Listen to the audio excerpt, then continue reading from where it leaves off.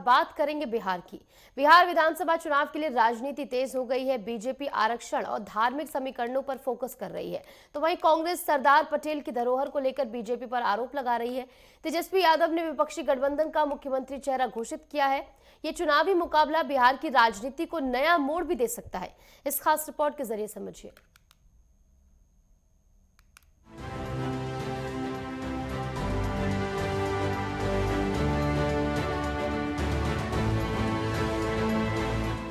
बिहार में विधानसभा चुनाव की घड़ी जैसे जैसे करीब आती जा रही है, राजनीति की दुनिया में हलचल तेज हो गई है।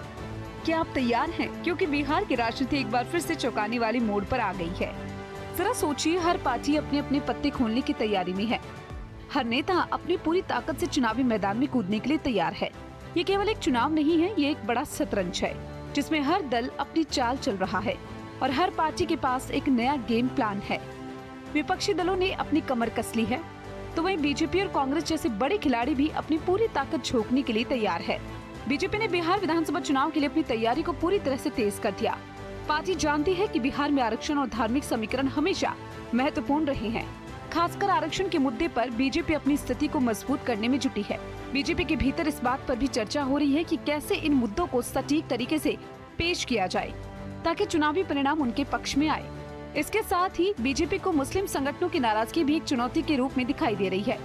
बिहार में मुस्लिम वोट बैंक का अहम स्थान है और ऐसे में बीजेपी के लिए इसे साधना एक बड़ी चुनौती है। बीजेपी का फोकस इस बार पूरी तरह से बिहार पर केंद्रित है। पार्टी जानती है कि बिहार की राजनीति में चुनावी समीकरण को समझना बेहद महत्वपूर्ण है, इसलिए वह किसी भी स्थिति में अपनी ताकत को कमजोर नहीं होने देना चाहती। बीजेपी के रणनीतिकार इस बात पर जोर दे रहे हैं कि कैसे बिहार में अपने पुराने सहयोगियों के साथ गठबंधन बनाकर चुनावी सफलता हासिल की जा सकती है। कांग्रेस भी इस चुनावी खेल में पूरी ताकत से भागीदारी कर रही है। हाल ही में कांग्रेस कार्यकारी समिति ने एक प्रस्ताव पारित किया है, जिसमें पार्टी ने हमारे सरदार पटेल द्वारा दिखाए गए मार्ग पर चलने का संकल्प लिया। कांग्रेस अध्यक्ष मल्लिकार्जुन खड़गे ने बीजेपी और आरएसएस पर आरोप लगाते हुए कहा कि वे सरदार पटेल की धरोहर को अपने पक्ष में करने की कोशिश कर रहे हैं। खड़गे ने यह भी याद दिलाया कि सरदार पटेल ने गांधी जी की हत्या के बाद आरएसएस पर प्रतिबंध लगा दिया था। इस प्रस्ताव का मकसद कांग्रेस के इतिहास और सरदार पटेल के योगदान को सम्मानित करना था और इसके जरिए कांग्रेस बीजेपी को ये संदेश देना चाहती है कि वह पटेल के सिद्धांतों और विचारधाराओं का पालन करने वाली पार्टी है। बीजेपी नेता शाहनवाज हुसैन ने कांग्रेस कार्यकारी समिति द्वारा हमारे सरदार पटेल के मार्ग पर चलने के संकल्प पर प्रतिक्रिया दी। हुसैन ने कांग्रेस पर आरोप लगाया और कहा कि वे सरदार पटेल की धरोहर को हथियाने की कोशिश कर रहे हैं, जबकि पटेल ने गांधी जी की हत्या के बाद आरएसएस पर प्रतिबंध लगाया था। हुसैन ने वक्फ संशोधन कानून को मुस्लिम समुदाय के हित में बताया। बहुत देर कर दी हुजूर आते आते। सरदार पटेल का बार बार अपमान करने वाली कांग्रेस को आज सरदार पटेल याद आ रहे हैं। अरे सरदार पटेल की सबसे बड़ी प्रतिमा, दुनिया में सबसे बड़ी प्रतिमा है जो बनी है गुजरात में। जाइए उनके चरणों में बैठिए, वहां तो दर्शन करने भी नहीं गए और यहाँ अहमदाबाद में बैठ के सरदार पटेल को याद कर रहे हैं। सरदार पटेल देश के थे, कांग्रेस पार्टी ने तिरस्कार किया और अगर सरदार पटेल देश के प्रधानमंत्री होते तो देश की दिशा कुछ और होती। कांग्रेस ने बार बार उनको अपमानित करने का काम किया। अब सब कुछ लुटा के होश में आ गए हैं कांग्रेसी। देखिए, कांग्रेस पार्टी कुछ खास मुसलमानों को ही आगे रखकर राजनीति करती रही। वक्फ अमेंडमेंट एक्ट जो है वो बेहतरीन है पसमानदा मुसलमानों के लिए, गरीब मुसलमानों के लिए, विधवा के लिए, बेवा के लिए, जो यतीम बच्चे हैं उनके लिए। वक्फ का मतलब ही होता है कि ये गरीबों के लिए वक्फ किया जाता है, लेकिन इस पर अमीर लोग कुंडली बांधकर बैठे हुए थे और ये जो वक्फ एक्ट आया है वो गरीब मुसलमानों को इसकी मदद मिलेगी।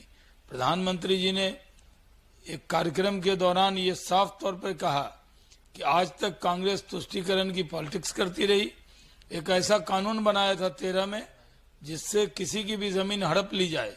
क्रिश्चियन कम्युनिटी के लोगों में भी खुशी है इससे, अन्य लोगों में भी खुशी है और गरीब मुसलमानों के अंदर भी इसकी खुशी है। अब ये तो अपने मन में मिट्ठू बनने की बात है।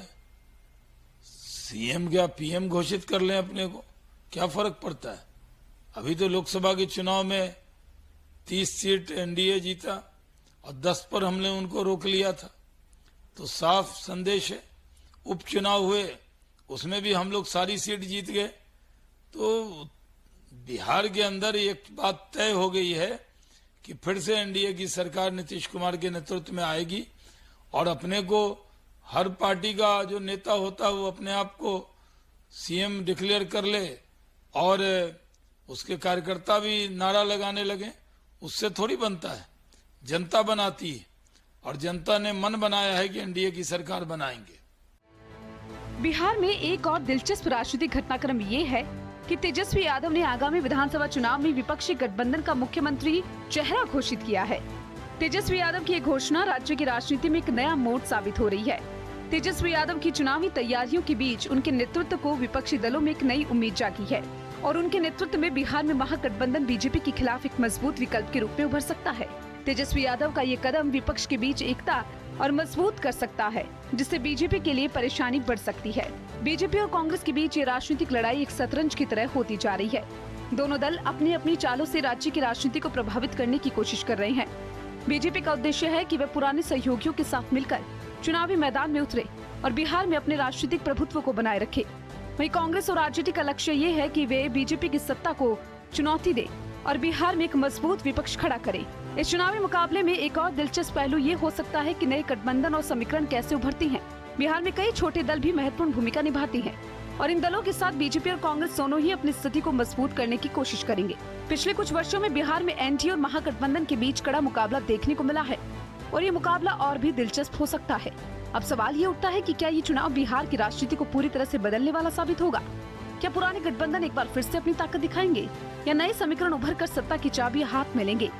ये चुनावी जंग केवल बिहार के लिए नहीं बल्कि पूरे देश की राजनीति के लिए एक महत्वपूर्ण कदम साबित होने वाला है। इस बार की लड़ाई में जीत और हार के सिर्फ राजनीतिक नतीजे नहीं बल्कि राज्य के भविष्य की दिशा भी तय होगी। Desk report, network 10।